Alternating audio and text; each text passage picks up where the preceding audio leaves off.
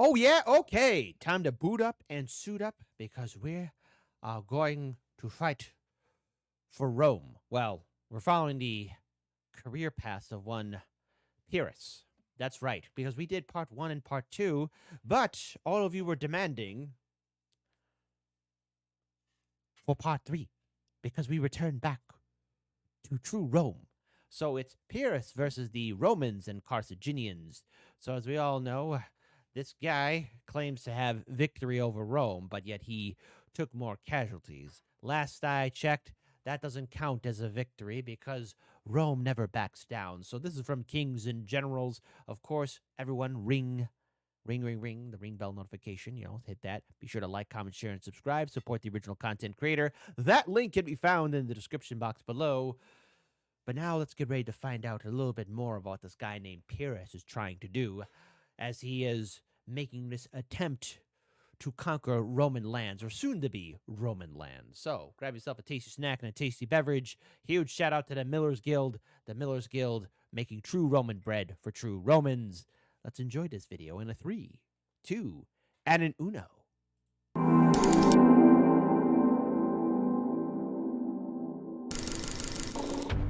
In our previous video in this series, we discussed the continuing struggles of the Diadochi and the beginning of Pyrrhus's campaign into Italy at the Battle of Heraclea in 280 BC. As the conflict raged, his Roman opponents would continue to impress the king by improving and showing their prowess in war. Welcome to the third video in our series on Pyrrhus of Epirus, the Battle of Asculum, and his Sicilian campaigns. This video is sponsored by Imperator Rome, the newest historical grand strategy game from Paradox Interactive. Build a glorious empire out of blood and marble. Take the reins of power over any of hundreds of ancient nations, including Rome and Carthage, as you slowly expand to dominate the classical Mediterranean, Europe, and India. Expand trade, build roads, and command armies on the most detailed map ever made for a Paradox game. But keep an eye on your generals and governors. Some of them will increase their own power and plunge your land into civil war. Enjoy the panoply and majesty of the world of Caesar and Hannibal in Imperator Rome, coming April 25th. You can support our channel by buying the game via the link in the description. In the wake of the defeat at the Battle of Debatable for defeat, okay? What it is it's called a minor setback. Heraclea in 280 BC, Consul Levinus returned to Rome. The Roman recruiting machine intensified greatly, quickly replenishing the heavy losses they had suffered in the previous battle. Meanwhile, Pyrrhus, who still did not yet understand the Roman mindset, sent his friend and advisor Cineas forward to Rome as an envoy with great gifts, which were probably meant as bribes. Pyrrhus himself marched north in the direction of Rome proper, and his army was swelled by the Italian Greeks and Italian allies of Rome, who now viewed him as a hero for defeating their subjugators. Oh, don't worry, their punishment will be severe. In a show of Roman honor, Cineas was sent away without achieving his goal of peace, but he had observed the frightening speed of the Roman levy system. Almost directly after this, a Roman named Fabricus arrived at Pyrrhus's court, with the aim of negotiating the release of the prisoners taken at Heraclea. Pyrrhus tried to bribe him to no avail, and then failed to impress him by frightening him with an elephant. Fabricus was also an extremely honourable but prickly man. When Pyrrhus's treacherous physician offered to poison the king for money, Fabricus instead informed Pyrrhus and stated that he would not dishonour Rome by defeating his enemy by treachery. Greatly admiring this paragon of a man, the Epirot king offered the Roman first place among his companions. Fabricus refused, stating that if he had accepted, the Epirots would soon wish he were king instead of Pyrrhus. After this, yes, that's right. Now give us back our Roman soldiers, you bastard. Witty remark, he departed back to Rome with the prisoners, who were released as a gesture of kindness. The Pyrrhic army then continued its northward march and attempted to take Capua. Laevinus, who had reached the city before them, prevented Pyrrhus from taking it, so the king pivoted south and attempted to seize Neapolis, and again was repelled. After his failure to take the cities in Campania, Pyrrhus marched on Rome via the Latin Road and stopped just 6 kilometers from the city. After Brennus's assault in 390 BC, the walls of Rome had been strengthened and the city was reported to be impregnable. A strong garrison held the city, and 2 other armies were approaching Pyrrhus swiftly, and so he decided to retreat south to Tarentum rather than besiege the city over winter.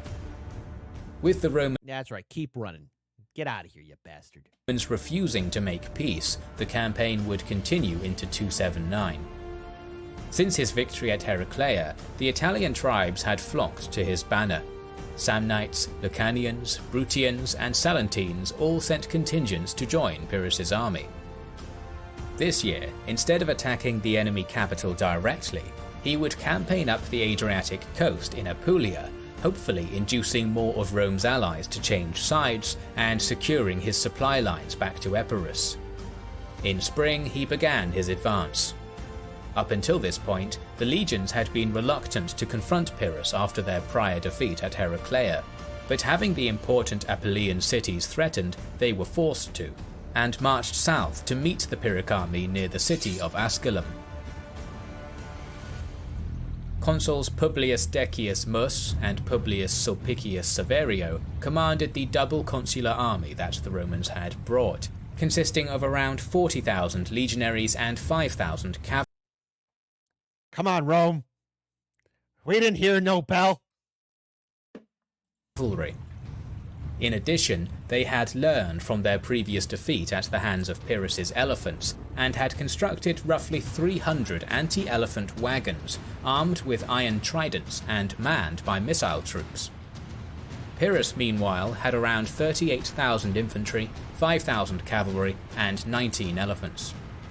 His Macedonian phalangites were ordered to the position of honour on the right wing. To their left were the mercenaries hired from Tarentum and Ambracia. Next to these troops were the Bruttians and Lucanians, Italian allies of the Pyrrhic army. In the centre of the line were the Thesprotians and Caunian tribes of Epirus. Even closer to the left were units of Greek mercenaries, and on the left wing of the infantry line were the Samnites, armed as hoplites. Pyrrhus's flanks were covered by his cavalry, with light troops and elephants behind each wing. Outside of the main battle line, Pyrrhus formed up with 2,000 of his elite guard as a mobile reserve, ready to move wherever they were needed. The Roman army had an excellent defensive position, anchored on the far side of a small and swiftly flowing river. Seeing this, and the uneven ground close to the river that his phalanx currently occupied, Pyrrhus retreated to flatter ground to the rear and allowed the Romans to cross the river. When both sides were on the same side of the river, they made contact. The battle between the phalangites and legionaries in the centre was inconclusive, while the cavalry Come on, legionnaires. Break them. on both wings engaged one another. The Pyrrhic horsemen engaged in the Macedonian style, continuously wheeling and charging again, while the Romans reined their horses and fought like infantry. As the cavalry battle intensified, Pyrrhus called his elephants forward, but the Romans sent their wagons in as a response. While this slowed the elephants at first, the light infantry deployed with them killed the wagon crews or the oxen pulling them. Meanwhile, in the centre, the Romans were getting the better of the phalangites on the bad terrain, until the Italian allies of Pyrrhus finally broke under the pressure. The king, sensing the danger, charged with his 2,000 elite cavalry reserve to plug the gap and managed to destroy the Roman front ranks in the area. At this point, 4,000 Roman allies, who had been trying to attack the Pyrrhic army from behind, managed to find and burn the Pyrrhic camp, which Yeah, buddy. Boink. Burn the camp. Just like a true Roman should. was visible to the armies in the field. The phalangites were demoralized by this loss and began to lose cohesion, being pushed back by the Romans. And yes, before anyone types, I know that Pyrrhus is the main protagonist of the story. But he's not the hero. It's the Romans, the beautiful Roman legionnaires. The situation looked critical, but at this moment the elephants and cavalry on the Pyrrhic wings finally managed to attack the Roman flank, which suffered heavy losses. Sensing another massacre, Rome's commanders withdrew in good order. It's a tactical withdrawal, not fear of another massacre, okay? We're just gonna gather up some more guys and have another go at it, see? Back to their camp. The battle had been another hard contest, but Pyrrhus had gained victory again, at the cost of Victory. Victory. Air quote, victory. Ergo! 3,500 men, while the defeated Romans lost around 6,000. As his camp Listen to that number again. But Pyrrhus had gained victory again, at the cost of 3,500 men, while the defeated Romans lost around 6,000.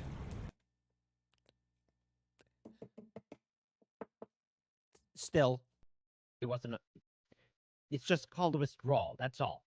As his camp was destroyed, Pyrrhus lost a few hundred more men due to lack of shelter and provisions in the days after the battle.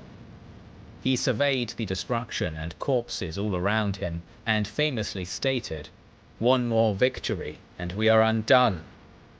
This is the origin of the term Pyrrhic victory, triumphs so costly that they are just as bad as defeats, a term which we still use 2,300 years later.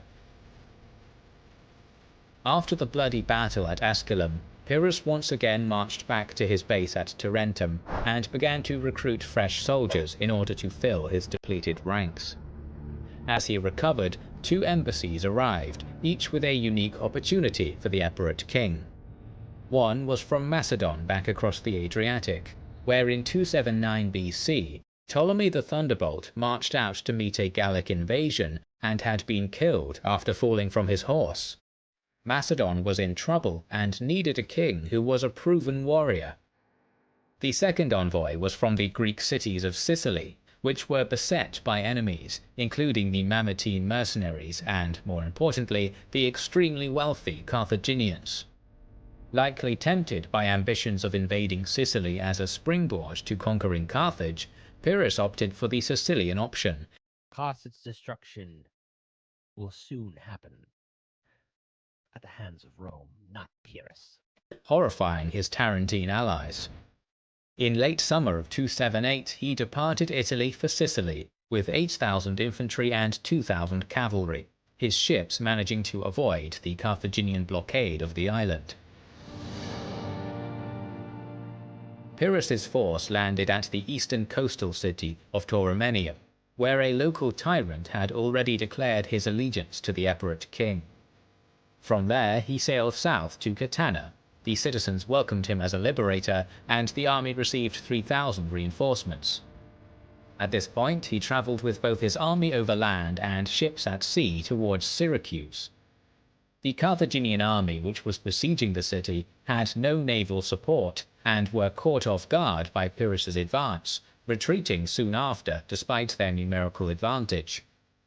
After his victory at Syracuse, Pyrrhus was able to gain possession of the 140-ship-strong fleet there, which gave him an advantage over the Carthaginian fleet around the island. Now he moved west and marched on Agrigentum, where the city's tyrant, Soristratus, was also allied to him. It was here that Pyrrhus wintered and gathered his troops together before advancing further west. At the beginning of 278, Okay, so already, what's fascinating is that we're seeing him, Pyrrhus, gain a massive amount of victories over the Carthaginians, right? Because people are viewing him as a air quote liberator of the island. But then again, folks, an army ain't cheap.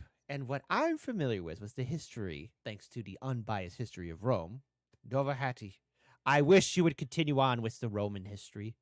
But nonetheless, he's going to be making a lot of people angry, and they will soon cry out for Rome to save them. the Pyrrhic army set off once again. The next city, another Heraclea, had to be stormed, and it was a sign that things were going to get much more difficult as they passed the Halicus River into Carthaginian territory. Despite this, the next major cities to the west, Selinus and Segesta, came over to Pyrrhus without a fight. This would be the last walkover he would enjoy on Sicily. Meanwhile in Macedon, Demetrius' son Antigonus Gonatus stepped up and defeated an 18,000-strong Gallic army at Lysimachia by luring them into attacking his abandoned camp, gathering many treasures, and when they were laden with goods, trapping the Gallic force between his army and his fleet. Clever move, King of Macedon. After this, he took the kingship of Macedonia for himself. While Pyrrhus was now in the west, this was not the last time Antigonus would be heard from. Next, Pyrrhus decided to attack the mountain fortress city of Eryx on the northwest coast of the island. Pyrrhus laid siege to the settlement first with catapults and ballistae, and then with scaling ladders. These sources emphasize that Pyrrhus was first to climb the walls, and fought heroically, pushing many defenders back himself. After a hard-fought siege, the city was taken. To the northeast was Panomus, a port settlement which possessed the finest harbour in Sicily. Pyrrhus quickly stormed it after taking a few outlying fortresses, and then finally turned west once again to Lilybaeum. In his attempt to capture this final holdout of Carthage's power on Sicily, he had to raise intense taxes and levies on the cities that he now ruled. Boo! People of Sicily, embrace Rome. This new harsh conduct caused his Sicilian Greek subjects to view him as a tyrant, and he was no longer welcome. As this happened, Tarentum sent another envoy to their former ally. The Romans had reversed all the gains Pyrrhus had made. Seeing no future on Sicily, he marched back to the eastern city of Masena and sailed back to Italy. The city of Locri in southern Italy had a temple to the goddess Persephone, and Is there something you wish to say? Yes, I do. Sadly, this was before Rome liberated Sicily. Sadly, these were dark times for the island. But liberation is coming too soon. The glory of Rome. Easy, buddy. and was well stocked with years of temple offerings. Always in need of funds, Pyrrhus robbed the temple and loaded the contents onto his ships, which were promptly destroyed in a storm. This misfortune had a great effect on the Epirot king, who considered him Gonna take all that gold? The gods said no, no, no. himself cursed. But that is a tale for our next documentary on Pyrrhus, which will be released in the near future. So make sure you are subscribed to our channel and have pressed the bell button. We would like to express our gratitude to our Patreon supporters and channel members who make the creation of our videos possible.